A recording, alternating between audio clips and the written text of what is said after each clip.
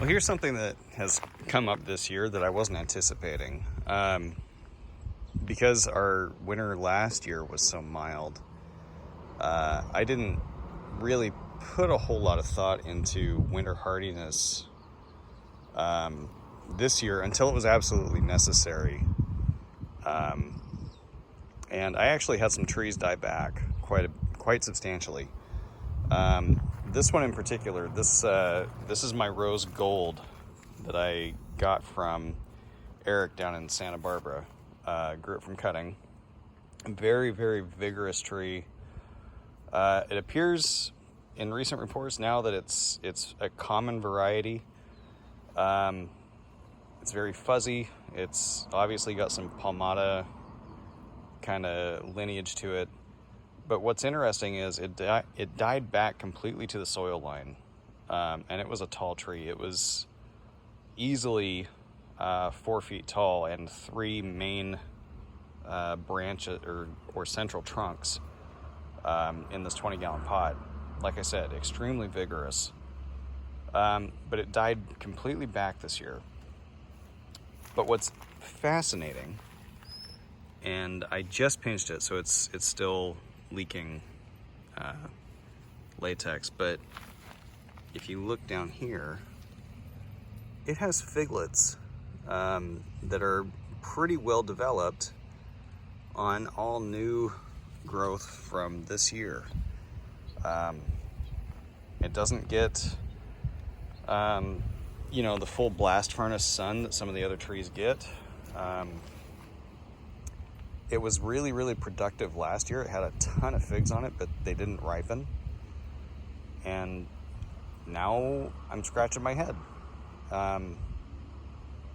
If it's common, if it can die back in Oregon and produce the following season,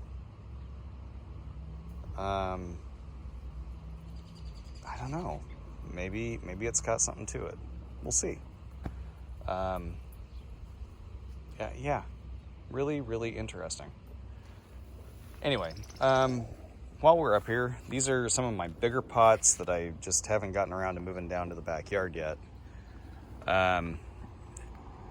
They are doing really, really well up here. One of them, this is one of the trees that's holding quite a few breva. This is Oriole Rosado. And you can see it's a very prolific tree. It puts out a ton of main crop. However, last year, all but one of them dropped. And the one that ripened was just kind of partially ripened, really. I have heard from other people that it's common, that it just takes time for it to get there. I like it because of the striped wood, because of the variegated fruit. It's kind of cool to have one that will ripen a breva crop. It's actually a fairly decent breva producer as well. So I think it's worth having just for the novelty of it. But I've heard that it also, the breva on it doesn't taste all that great. So you win some, you lose some, you know what I mean?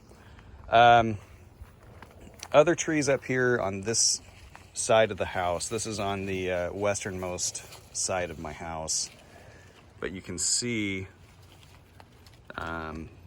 there, this is a main crop on Isbat on Naj. I've got main crop in there starting on Socorro Black. I need to get these trees kind of separated out, get them down to the backyard. Lots of main crops starting on Black Zadar. No breva on Black Zadar this year, however. Let's see. Got a few bumps still, not necessarily figlets on Hollier. Quite a few figlets forming here on Green Mentorinska. It's another fantastic variety for us. I think Green Mentorinska is going to be one that proves really valuable for the Northwest. Here's an Etna type. This one is called Black Bethlehem. So it's got some decent figs on it so far.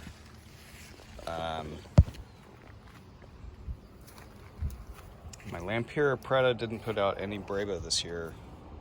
I don't know what to do with it. We'll see. Let's see here. This one is Tres al Prado Sofano Claro. This is a Portuguese fig that I got from Dave in Connecticut. Seems to be Etna adjacent, if not a full Etna. It's a good fig though. This is Da Miguela con Ramo, and I'm not seeing too many full main crop figlets yet. There's a couple.